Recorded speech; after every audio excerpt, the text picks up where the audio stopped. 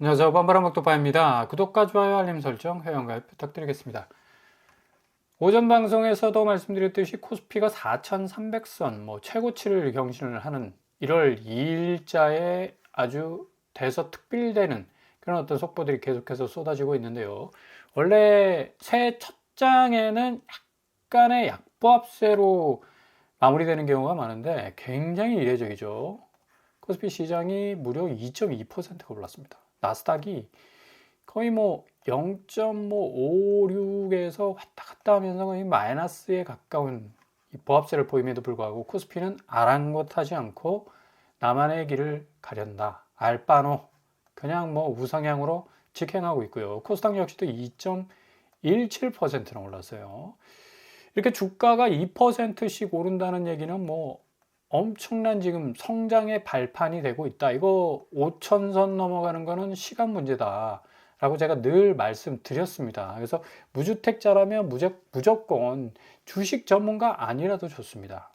대형주 위주로 어느 정도 자금을 몰아두시면 앞으로 내가 구축을 사는 데 있어서 그 구축의 값이 좀 내려오는 포인트를 확실하게 딱 집어서 허들을 낮춰서 들어갈 수 있는 시드머니를 더 확보할 수 있는 기회가 충분히 늘어날 수 있다. 제가 늘 입이 닳도록 말씀드렸습니다. 충분히 이 시드머니를 무주택자 같은 경우는 그냥 은행에 멍하니 그냥 파킹 시켜놓는 경우가 많았는데 이게 금융시장 지형도가 완전히 지금 변해보고 있거든요. 지금 특별히 한국이 세계의 중심이 되고 있습니다. 예. 한국이 코스피 시장 자체가 작년에만 1위를 찍었어요. 그만큼 올해 2026년에도 엄청난 랠리를 기록할 가능성이 높기 때문에 무주택자라면 무조건 자기 자금, 그죠? 그 자금을 확실하게 수익률 자체를 좀 끌어올려서 대신 구축 아파트가 좀 내려가는 지점이 옵니다, 분명히. 무조건 집값, 서울 집값 오른다고 하는데 말도 안 되는 소리 그만하라고 그러라고. 예. 이거 현금이 흐르지 않는 시장은 이거 안 됩니다, 절대로. 지금 이렇게 삼성전자 HBM4가 삼성이 다시 백했다 라고 말하는 이유가 뭡니까? 모두들 다 이걸 인정을 한다. 뭘로? 현금으로. 외국인들이 다 쏴줍니다. 오늘만 해도 6천억 정도를 쓸어 담았어요. 삼성전자와 SK 하이닉스를 중심으로 해서. 왜? D램 가격이 천정부지로 오릅니다, 지금. 50%가 지금 상승하고 있기 때문에 여기는 앉아서 그냥 돈을 복사하는 곳이구나. 기업 경쟁력 자체가 자본력이 엄청나게 강해질 수 있겠구나. 라는 인식도 강해질 뿐만 아니라 기술력 자체가 이제 삼성전자가 1년 전하고 지금하고 2060년 완전히 달라졌어요. 제가 늘 말씀드렸죠. 4만 전자 갈 것이냐 아니면 10만 전자 훌쩍 넘어갈 것이냐. 그건 기술을 얼만큼 빨리 따라잡느냐인데 자본력이 워낙에 탄탄한데니까 일단 현금 유동성 자체가 틀린 곳이 삼성 아닙니까? 당연히 이렇게 올라가죠. 반면에 지금 현금이 흐르지 않고 있는 대장단지라고 할 수 있는 대장주 삼성은 펄펄 나르고 있는데 대장단지들 용산구 한가람 아파트 2,000세대 넘는 대장단지죠. 9억 6천 하락했습니다. 12월 27일 거래. 엊그저께 거래 아닙니까? 37%. 아니 대장주면 대장주다워야 되는데 지금 10억 가까이 하락하고 있는데 20억대에서 16억대로 내려갔어요. 강동구 고덕 아르테온 4,000세대 강동구의 최고의 대장주 아닙니까? 20억대에서 19억대로. 이런 거는 보도를 안 합니다. 죽어도. 예. 대장주 아파트 자체가 좀 휘청거린다는 소식은 전혀 얘기를 안 해. 마포구, 여기는 좀 규모는 작지만 마포 한강 프로지오 거의 대장주다운 입지를 가지고 있는 것이죠. 27억에서 20억. 7억 하락했어요. 12월 달에. 레미안 원밸리 역시도 72억 하다가 60억. 12억 하락했고요. 레미안 퍼스티지 역시도 7억 하락하는. 11월 달에 이런 아주 급락하는 어떤 양상을 보이다가 12월에는 거래가 딱 끊겨버렸죠. 전혀 안 나오고 있어요. 지금 삼성전자와 하이닉스는 이런 드문불출하는 모습 전혀 반대되는 모습 가지고 있죠. 매일매일 언론에 노출이 됩니다. 왜? 이렇게 올라가고 있는데. 아니 대형주가 하루에 7% 오르는 게 말이 되냐고. 미국의 그 유명한 주식들 마이크론이나 엔비디아 올라봤자 0.1에서 0.5입니다. 서학개미들 뭘로 돈을 벌어 이런 식으로 미국 주식 이거밖에 못 오르. 그러니까 유턴하는 겁니다. 이제 삼성전자 쪽으로. 기본적으로 이렇게 유동성의 힘이 밑에서 딱 받쳐주니까 시장 자체에 어떤 이 온기가 돌잖아. 기본적으로 보일러가 그냥 빵빵하게 좀 돌아가는 거 아닙니까? 근데 부동산 시장은 이제 보일러 꺼졌습니다. 가스 끊겼어요. 냉랭하지 않습니까? 그런데도 불구하고 그 세력들, 그 주변의 세력들은 부동산 시장 자체가 휘청거리기 시작하면 자기들 존립 자체가 위태위태하니까 계속적으로 펌프질하는 거예요. 그러니까 이 부분을 좀 잘 살펴보셔야 되는 거고, 코스피 코스닥이 급등할 수 있었던 1등 공신은 단연 외국인이고요. 좀 전에 말씀드린 대로 대형 반도체주 중심으로 6,400원, 400원이 6,400억 원어치, 거의 1조 뭐는 하고는 좀 멀겠다. 그래도 가깝게 가려고 하는, 그 정도로 뭐 엄청나게 지금 주가를 들어올리는 힘이 될 수 있었다. 결국 뭐 메모리 경쟁력 회복의 해가 될 것이라고 공언을 했는데, 당연히 이게 지금 통하고 있고요. D램 가격 자체가 지금 시장에서 엄청나게 지금 각광을 받고 있는데, 삼성전자하고 SK하이닉스가 파이프라인을 확실하게 지금 구축하고 있어서, 삼성전자는 제가 보기엔 20만원, 하이닉스는 제가 보기에는 한 90만원까지는 충분히 올라갈 여력이 있다 라고 볼 수가 있겠습니다. 이제 여기 물린 사람 아무도 없죠. 최고가가 64만원까지인가? 그래, 그 당시 경고 먹고 막 쭉쭉 내려갔었는데 67만원입니다 이제. 근데 대신 서울 아파트는 어떻습니까? 거래량 60% 급감. 고스란히 지금 이 금융시장과 부동산 시장의 명암이 확실하게 갈려 나가는 걸 볼 수가 있죠. 이렇게. 여기는 전망만 뭐 무성합니다. 오를 거라고, 더 오를 거라고, 쭉쭉 오를 거라고. 근데 실체가 없잖아, 실질적으로. 아니, 랠리를 이루고 있는, 추매할 수 있는 그 신고가가 최고가가 나오면 추매를 해야 되지 않습니까? 꼬리에 꼬리를 잇는 그런 매매가 이어져야 되는데 없어. 단절됐습니다. 왜? 60% 급감했기 때문에. 강남과 마영성은 더 심합니다. 90% 급감했어요. 여기서 뭐 불꽃놀이 빵빵빵빵 터트리면 뭐합니까? 그거 외로운 불꽃놀이. 거래 급감의 배경 뭡니까? 당연히 매수 심리 위축됐어요. 집값이 너무 올랐기 때문에 살 여유가 없다는 얘기예요. 대출금리 계속 오르고 있지 않습니까? 7%까지 얘기가 나오고 있어. 시장 침체, 금매 증가하고 있고, 금매 부분에서 오히려 하락하는 어떤 가격들이 지금 등장하고 있는 상황이고. 그러니까 명암이 너무 지금 물과 기름처럼 확연하게 딱 갈리고 있는데 이거를 제대로 나타내지 못하고 있다. 지금 가장 또 그 기준점이 되는 게 환율 아닙니까? 환율이 1,450원 밑으로 이제 내려왔어요. 자, 두 가지 현상이 일어나죠. 첫 번째 현상은 금융시장에서 외국인들이 한국 주식 종목을 마구잡이로 사들이기 시작한다. 6천억 원 넘게 순매수했죠. 자, 반대적으로 환율이 내려왔지만 주택시장의 주담대 금리는 앞으로 내려올 근거가 없다. 왜? 중립금리 자체가 너무 올랐어요. 옛날에 1, 2% 초저금리는 이제 사라졌습니다. 왜? 중립금리 자체가 3% 콘크리트대를 딱 형성하고 있기 때문에. 자, 요 기준금리를 중심으로 해서 금융시장은 허들이 좀 낮아졌기 때문에 외국인이 득달같이 달려들고 있고, 중립금리가 딱 걸려있기 때문에 부동산 시장 자체는 엄청나게 지금 위축돼 있다. 금리 시장 자체가 얼어붙고 있다는 얘기. 새 주담대 금리는 7% 뚫을 가능성도 있다. 8%까지도 뭐 말하는 것도 있으니까. 그죠? 요 환율 자체가 만들어내는 두 가지 양상을 주목을 하셔야 된다는 얘기예요. 미국 역시도 지금 뭐 31조 4천억 달러를 올 한 해 넘길 경우에 부채가 2026년 6월 1일부로 채무불이행, 디폴트 사태에 맞이할 수도 있다는 경고가 나오고 있어요. 야, 경제대국 미국이 디폴트 터지게 되면 6월 1일 한도 증액이 이루어지지 않으면 미국 정부는 만기 도래하는 국채이자 등 채무를 상환하지 못하는 상황이지. 이런 엄청난 지금 지뢰가 딱 깔려 있기 때문에 그만큼 지금 이 페드의 파월이 계속적으로 인플레이션 걱정을 하고 있는 겁니다.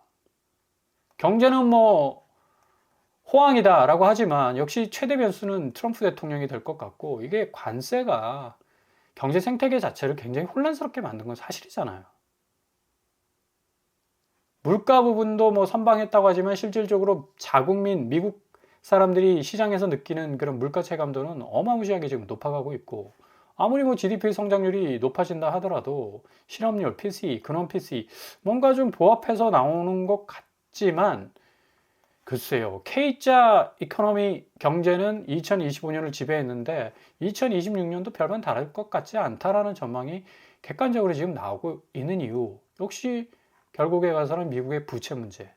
6월 1일 미국의 디폴트가 빵 터져 버리면 그냥 세계 모든 금융시장과 자본시장은 무너지게 돼 있는데, 이건 뭐 어떻게든 넘어가겠죠. 그죠? 그럼에도 불구하고 이 부채 문제 때문에 역시 앞으로 기준금리 부분은 상당히 보수적으로 가져갈 가능성이 높다. 그래서 뭐 패드워치에서는 85% 정도로 딱 지금 묶어놓고 있죠. 기준금리 인상, 기준금리 인하 안 할 거라고 딱 이렇게 묶어놓고 있는 그런 어떤 상황이 지금 진행이 되고 있는 겁니다. 자, 이런 상황이니까 안전자산 쪽으로 이제 움직일 수밖에 없는 거고, 금값 오르죠. 은값도 뭐 4.2%. 은이 이제 금이 됐습니다. 금이 요만큼 오르는 동안 은은 뭐 이만큼 올라 버리니까, 금 온수당 뭐 5,000달러까지 간다라는 안전자산 쪽으로 뭔가 자본이 이동하는 걸 볼 수가 있어요. 뭐 워낙에 금융시장, 주식시장도 뭐 엄청나게 성장을 할 것 같지만, 그럼에도 불구하고 미국 부채 현황이 그닥 그렇게 긍정적인 전망을 할 정도로 안전한 상황이 아니기 때문에, 자, 가장 위험 회피 자산이 될 수밖에 없는, 결국 위험을 감수할 수밖에 없는 그 자산이 될 수 있는 비트코인이 1억 2천 정도로 지금 완전 박스권 안에 갇혀 있어요. 그러니까 위험 회피 자산으로서 금하고 은이 오르는 대신 위험 자산으로서는 비트코인, 그리고 뭐 리플, 알트코인 같은 경우는 리플이 뭐 거의 비트코인 같은 역할을 했었으니까 이더리움하고 같이 엄청나게 떨어졌습니다. 2,000원대로 지금 훅 떨어져가지고, 지금 2030 세대가 이 리플에 대한 우리나라 이 투자가 많았었는데 엄청나게 지금 폭락 양상으로 가고 있기 때문에 가상화폐 시장은 시장 평균가보다 더 밀리는 어떤 상황으로 가고 있어서 상당히 손해보는 사람들이 뭐 엄청나게 확대될 전망입니다. 자, 이렇게 주식, 채권, 금, 원자재는 다 오르고 있지만 부동산, 코인은 오히려 급락하고 있다. 이 기저의 원인이 뭘까?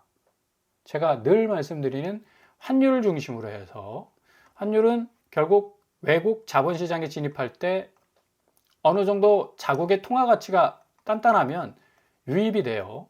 외부 자본이. 근데 요 환율 자체가 그만큼 올라섰기 때문에 금리 부분에 있어서는 자국민들에게는 상당히 부담이 될 수밖에 없다. 부동산 쪽에 금리가 뭐 천정부지로 지금 올라가고 있고, 코인 역시도 지금 부채 성격이 강하기 때문에 역시 여기도 금리에 물려 있었어요. 레버리지 청산이라고 해서 대거 엄청난 천문학적인 돈을 가지고 코인 투자, 비트코인에 투자를 했었는데 비트코인 가격이 완전히 꼬라박기 시작을 하니까 이거 큰일 났다. 공포 심리에 사람들이 부채 청산을 하기 시작을 한 겁니다. 그러니까 뭐 결국 이 미국의 부채도 4경 8천조나 되는데, 이 경제대국이라 말하는 미국 역시도 부채 때문에 휘청거리는 상황 속에서 이런 부동산과 코인이 가장 물려있는 부분이라고 말한다면 이 부채 상환 부분이죠. 그러니까 상당히 참 어려운 국면에 맞이하게 될 2026년이 될 공산이 크다라고 말씀드릴 수가 있다는 얘기입니다. 끊임없이 이제 기준금리는 인하될 것으로 전망하지만 오히려 동결 쪽이 더 강하다라는 그런 얘기가 나오고 있고, 이런 식으로 가다 보니까 당연히 이제 부동산 시장은 유동성 축소가 되죠. 현금이 흐르지는 않습니다. 네. 아파트 시장 쪽으로 내가 진입을 해봤자 이거 돈으로 바꿔낼 수 있는 시간적 타이밍이 너무 길어. 그리고 너무 고점에 올라와 있기 때문에 사람들이 접근성이 차단이 돼. 그러니까 할 수 없이 사람들은 부동산으로부터 발을 돌리고, 오늘 뭐 7%나 올라버린 대형주 삼성전자, 뭐 SK하이닉스 이런 데 돈 집어넣으면 내 돈 복사될 것 뭐 뻔한 사실이니까 그냥 그쪽으로 주식 초보라도, 누구나 국민학생, 초등학생이라도 거기다 돈 때려 넣으면 그냥 주식 자체가 올라버린다는 어떤 기정사실이 시장 뭐 전반적으로 흐르는 그런 분위기니까, 아무리 내가 자금 들고 아파트 시장 들어가도 이게 길이 안 보이는 겁니다. 그러니까 이게 명확하게 길이 물과 기름처럼 딱 분리될 수밖에 없다. 일본도 지금 뭐 금리를 인상하더라도 쯔즈크, 엔야스, 엔화가 계속적으로 이제 약화되는 그런 어떤 상황 속에 있어요. 그래서 다카이치 리스크라고 부릅니다. 예, 다카이치 사나이가 재정 확대 정책을 통해서 계속적으로 돈을 푸니까 인플레이션 자체가 뭐 지수가 높아질 수밖에 없으니까 인플레이션은 당연히 화폐 가치가 떨어지는 거 아닙니까? 그러니까 엔화 가치 자체가 굉장히 내려앉는 거에 대해서 상당히 곤두서 있는 걸 볼 수가 있어요. 그러니까 그만큼 일본의 이 자국 경제도 지금 굉장히 안 좋은 상황에서 자국 통화 가치까지 떨어져 버리니까 이제 물가는 천정부지로 이제 돈이 쓰레기가 되는 거 아닙니까? 그죠? 아무리 돈을 많이 벌면 뭐해? 그 가치에 준하는 뭔가를 바꿀 수 있는 물품 교환이 돼야 되는데 이게 이만큼 더 벌어야지 이걸 사들일 수 있는 인플레이션이 딱 오게 되니까 일국 자국민 삶은 더 팍팍해질 수밖에 없고 이러다 보니까 결국에 가서는 우에다 총리는 1월에 기준금리 추가 인상 다시 시사를 하고 있습니다. 완화 정도 뭐 조정할 것이라고 얘기를 하고 있는데 엔케리 청산이 그래도 어느 정도 넘어갔어요. 근데 1월 달에 다시 기준금리 인상을 해버리면 요거 엔케리 청산 어떻게 될지도 모릅니다.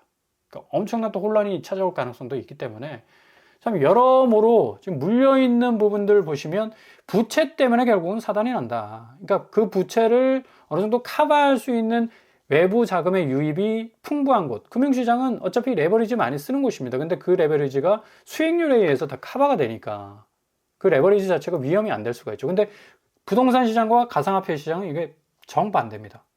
황금성이 훅 떨어져 있고 90%에 가까운 거래량 급감. 결국 2026년도 올해도 결국 아파트 값이 오른다고 하지만 근거가 없어. 왜? 유입되는 자금이 없는데 무슨 돈으로 아파트 값을 들어 올리냐 이거죠. 그리고 외부적인 금융 지형들 변화를 보면 이제 초저금리 시대는 갖고 중립금리가 딱 올라와 있기 때문에 결국 그 고금리 물고 집을 사는 것 자체가 스스로의 인생을 맷돌 갈게 하는 정말 노예 같은 삶을 살 수밖에 없는 자유를 완전히 박탈당합니다. 자기 소득 넘어 대출을 받게 되면 심각하게 생각하셔야 된다는 얘기죠. 집을 사기 위해서는.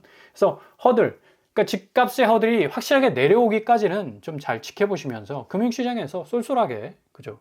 나름의 어떤 기준을 딱 세우셔가지고 잘 투자하셔서 성투하시고, 그리고 아파트 시장은 확실하게 떨어지는 시점 잘 잡아가면서 금융시장 또 조망하면서 간다면 2026년 정말 승리할 수 있는 여러분의 그 모든 이 자산 가치가 될 겁니다. 그러니까 너무 급하게 생각하지 마시고 차분하게 기다리시면서 한 발 한 발 접근해 나가실 수 있길 바랍니다.